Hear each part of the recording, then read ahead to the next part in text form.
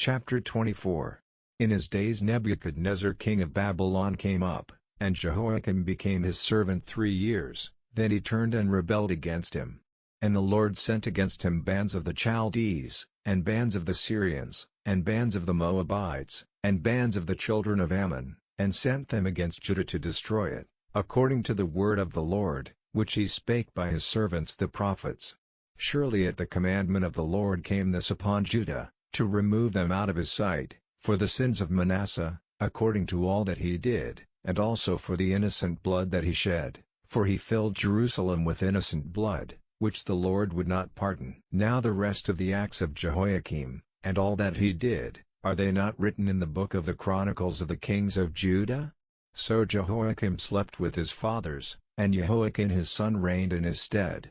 And the king of Egypt came not again any more out of his land, for the king of Babylon had taken from the river of Egypt unto the river Euphrates all that pertained to the king of Egypt. Jehoiakim was 18 years old when he began to reign, and he reigned in Jerusalem 3 months. And his mother's name was Nehushta, the daughter of Elnathan of Jerusalem. And he did that which was evil in the sight of the Lord, according to all that his father had done. At that time the servants of Nebuchadnezzar king of Babylon came up against Jerusalem, and the city was besieged.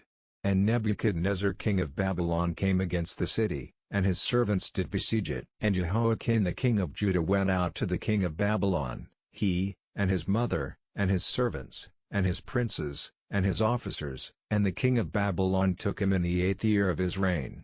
And he carried out thence all the treasures of the house of the Lord, and the treasures of the king's house, and cut in pieces all the vessels of gold which Solomon king of Israel had made in the temple of the Lord, as the Lord had said.